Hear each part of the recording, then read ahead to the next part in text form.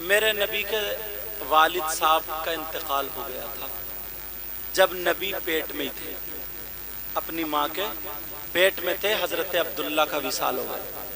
تو دادا کو بڑی فکر رہتی تھی، دادا خانہ کعبہ کے متولی تھے، عبد المطلب خانہ کعبہ کے متولی تھے، دعائیں کرتے تھے اور دل میں سوچتے تھے کاش میرے بیٹے عبداللہ کے یہاں بیٹا ہو جاتا تاکہ میرے بیٹے کی سند چل جاتی، نشانی ہو جاتی، اگر بیٹا پیدا ہو جاتا تو چراغ روشن ہو جاتا۔ عبد المطلب کو کیا پتا تھا کہ یہ چراغ نہیں، یہ تو پوری دنیا کو ہی روشن کرے گا، ایسا بیٹا ہوگا پوری دنیا کو۔ دادا خانہ کعبہ کے متولی یہی دعا مانگتے ہیں۔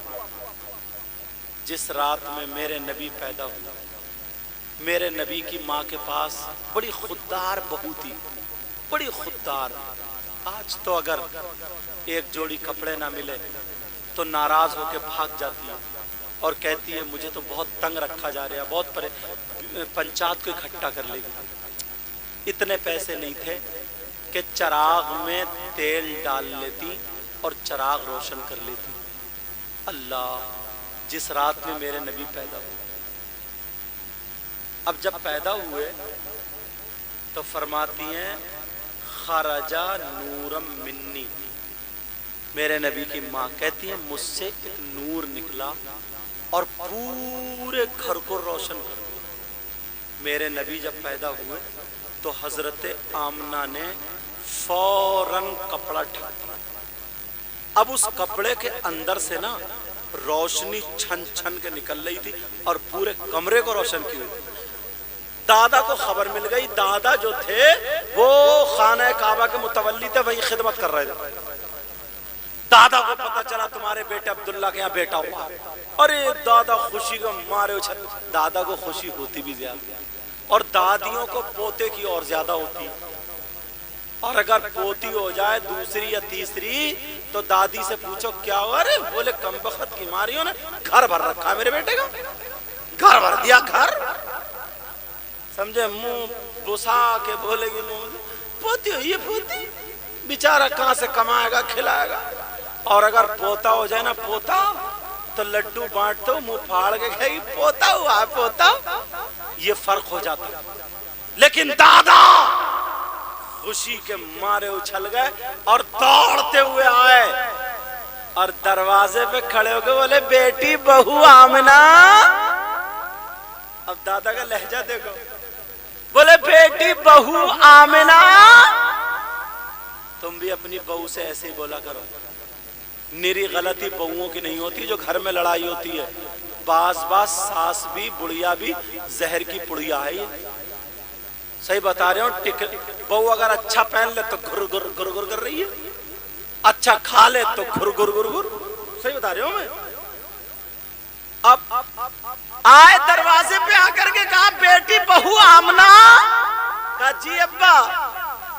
کہا بیٹی میں نے سنا ہے میرے گھر میں میرے بیٹے کی نشانی آئی ہے۔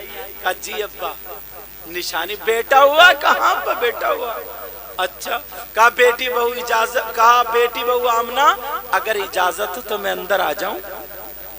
کہا ابا جان، بہو نے کپڑے سنبھالے، کہا ابا جان آ جائیے۔ دادا بے قرار تھے، کہا آ جائیے ابا جان۔ اب عبد المطلب ادھر دیکھے ادھر دیکھے ادھر دیکھے کہ یہ روشنی کہاں سے آ رہی ہے، چراغ ڈھونڈ رہے تھے، جلکارے آ رہے۔ اگر چراغ جلتا ہوتا تو دکھائی دیتا، کہا یہ روشنی کہاں سے؟ میرے نبی پہ کپڑا ڈھکا ہوا تھا، میرے نبی نے انگوٹھا ایسے کر کے ہلا ہلا کے پاؤں کھول لیا، اور جیسے ہی پاؤں کھولا تو ایک دم روشنی بڑھ گئی۔ میرے نبی کے دادا نے دیکھا، سمجھ گئے، بولے کہا بیٹی بہو روشنی یہاں سے؟ کہا جی ابا۔ کہا بیٹی بہو اگر اجازت ہو تو میں اپنے چاند کے ٹکڑے کا دیدار کر لوں، میں اپنے پوتے کو دیکھ لوں، بہو یہ میری طرح ہے یا تیری طرح ہے یا میرے بیٹے عبداللہ کی طرح، کس کی طرح بتا تو دے۔ اگر میرے نبی کی طرح کوئی ہوتا تو نبی کی ماں بتاتی بھی، میرے نبی تو بے مثال تھے۔ میرے نبی کی طرح کوئی نہیں. کعبہ جان کھول لو. حضرت آمنہ دھیرے دھیرے دھیرے دھیرے دھیرے دھیرے کپڑا ہٹاتی جا رہی اور روشنی بڑھتی جا رہی ہے. کپڑا ہٹاتی جا رہی ہے اور روشنی بڑھتی جا رہی ہے. اب دیکھا کہا بیٹی بہو یہ تو لاجواب ہے, کوئی خاندان میں اس کی طرح کیا پوری دنیا میں کوئی نہیں ہے. اللہ اللہ سنو. کہا بیٹی بہو اگر اجازت ہو تو میں گود میں لے لوں. کہا بجان لے لیجئے. دادا نے گود میں لیا. کہا بیٹی بہو اگر اجازت ہو تو میں باہر گھمانے لے جاؤں. دادا کھلا رہے ہیں, میرے نبی کی ماں نے کپڑا ڈھک دیا. کہا بجان لے جائیے. اب عبد المطلب میرے نبی کو لے کر کے چلے. پہلی رات ہے, اب بتاؤ اگر کپڑا ڈھکا ہوا ہو تم پہچانو گے کہ تمہارا بیٹا یا بھائی کا بیٹا ہے. بولو کس کا بیٹا؟ پہچان لو گے؟ نہیں پہچان سکتے. مگر دادا میرے نبی کو لے کر کے چلے, کہیں اور نہیں, نہر کے کنارے نہیں, کہیں اور نہیں, پارکنگ میں نہیں, کہیں اور نہیں, سیدھے لے کر کے خانہ کعبہ میں چلے. اور جیسے ہی خانہ کعبہ کے حدود میں قدم رکھا, باہر جتنے بت تھے تھر تھرا کے گرنے لگے, تھر تھرا کے گرے. میرے نبی گود میں ہے, کپڑا ڈھکا ہوا ہے. عبد المطلب نے خانہ کعبہ کا دروازہ کھولا, ایک قدم اندر رکھا, ایک قدم باہر. آواز آ جاتی ہے ولد النبی المختار, جان نبی المختار, با اختیار نبی پیدا ہو گیا. وہ نبی پیدا ہو گیا جو خانہ کعبہ کو بتوں سے پاک کرائے گا. اللہ اللہ. وہ نبی پیدا ہو گیا جو بھوکوں کو کھانا کھلائے گا. وہ نبی پیدا ہو گیا جو ڈوبتوں کو تیرائے گا. وہ نبی پیدا ہو گیا جس کا کوئی سہارا نہ ہو اسے سینے سے لگائے گا. وہ نبی پیدا ہو گیا ارے جو روتے ہوئے کو آنسو پوچھے گا. وہ نبی پیدا ہو گیا جو یتیموں بے سہاروں کو سہارا بن جائے گا. وہ نبی پیدا ہوا جس کا صدقہ دنیا کھائے گی. جب اتنا کہا دادا نے سنا یہ آواز کہاں سے آ رہی, اندر گئے. یہ نبی کا میلاد ارے کون پڑھ رہا. جب دیکھا تو خانہ کعبہ جھوم جھوم کر نبی کا میلاد پڑھ رہا تھا, جس کی ترجمانی جمیل قادری نے یوں کہی, بت شکن آیا یہ کہہ کر سر کے بل بت گر پڑے.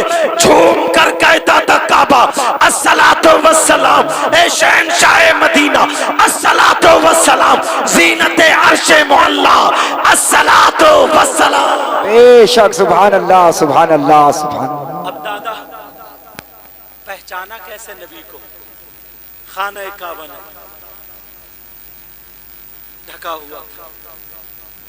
اور ایک بات اور سنو, اب گھر آ گئے. یہ کس کی بات ہوئی بولو؟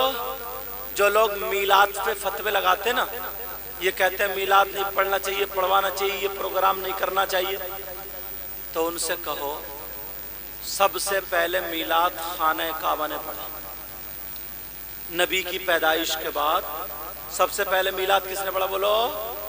خانہ کعبہ نے پڑھا. تو خانہ کعبہ پہ فتوہ لگاؤ اور سیدھے جہنم میں گجاؤ. ہاں, خانہ کعبہ فتوہ لگاؤ اور سیدھے جہنم میں کو جاؤ. اب سنو, میرے نبی دنیا پر آ گئے. اللہ, وہ باتیں تم نے سنی ہوں گی.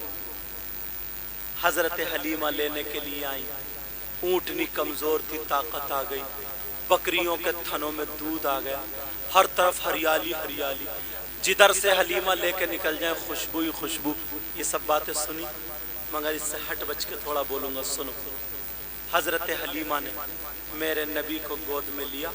پہلے ڈھونڈتے رہی کوئی پیسے والا بچہ مل جائے, مگر کیا پتا تھا حلیمہ تیری قسمتی زور مار رہی ہے.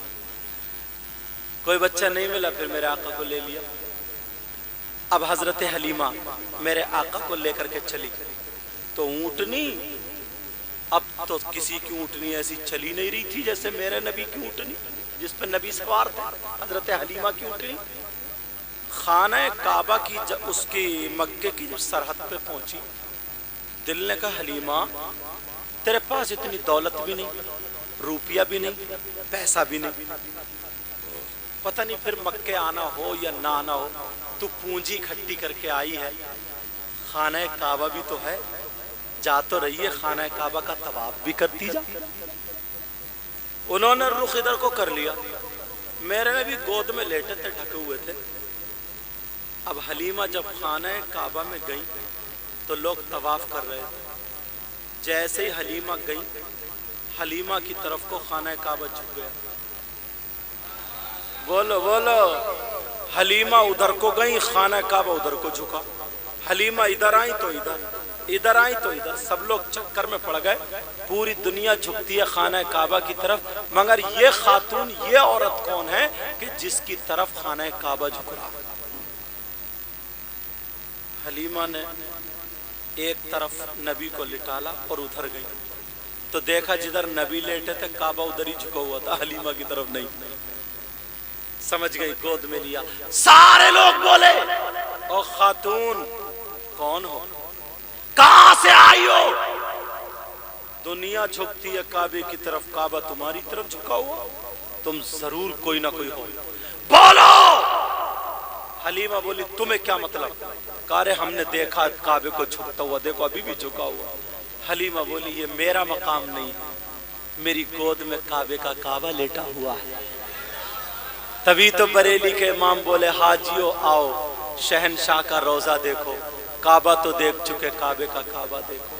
کہا میری گود میں کعبے کا کعبہ لیٹا ہوا ہے، کہا ذرا اس کا دیدار نہیں کراؤ گی؟ اللہ، میرے نبی کا جب دیدار کیا، اب حلیمہ نے حرم شریف میں نبی کو لٹا دیا اور مقام ابراہیم پر نیت باندھ کے نماز پڑھنے کھڑی ہو گئی۔ فرشتے آ کر کے دیدار کرنے لگے۔ حلیمہ نے نماز پڑھنے کے بعد سوچا خانہ کعبہ کی چوکھٹ کو چوموں، حجر اسود کو چوموں، اور پھر آقا کو لوں اور چلوں۔ حلیمہ نے نماز پڑھی، سیدھی خانہ کعبہ کی چوکھٹ ہو گئی، بوسہ دیا۔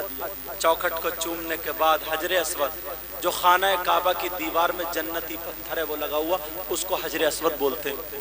حاجی لوگ اس کو چومتے ہیں اور وہ حاجیوں کے گناہ چوستا ہے، وہ حجر اسود ہے، سمجھ گئے؟ حجر اسود خانہ کعبہ کی دیوار میں لگا ہوا آج بھی۔ اب حلیمہ نے خانہ کعبہ کی چوکھٹ کو تو چوم لیا، حجر اسود کی طرف کوئی تو حجر اسود وہاں نہیں ہے۔ ارے چکر میں پڑ گیا، ابھی تو تھا، اب کہاں ہے؟ اوپر دیکھا نہیں، نیچے دیکھا نہیں، دائیں دیکھا نہیں، بائیں دیکھا نہیں۔ دل میں خیال ہے اللہ جانے کیا ہوا، چلو خانہ کعبہ کو ایک مرتبہ اور چوم لو۔ چوکھٹ کو چوم اور جب چلی، اللہ، وہ لوگ جو کہتے ہیں نا نبی ہماری طرح، ان سے کہیے ڈوب مرو چلو بھر پانی میں، کم بختو۔ جو یہ کہتے ہیں نبی کی طرح ہم ہیں، ان سے کہیے ڈوب مرو۔ ارے تم باتیں کرتے ہو، حضرت حلیمہ کہتی ہے جب میں خانہ کعبہ کی چوکھٹ کو چوم کے محمد عربی کو لینے آئی تو جو حجر اسود خانہ کعبہ میں لگا ہوا تھا اب وہ وہاں نہیں، میرے نبی کے تلووں کا بوسہ دے رہا ہے، نبی کے تلووں کو چوم رہا ہے۔ کسی کے تلوے ایسے بریلی کے امام بولے جن کے تلووں کا بھون آب حیات ہے، وہ جانے مسیحا ہمارا نبی، بے شک، سبحان اللہ، سبحان اللہ۔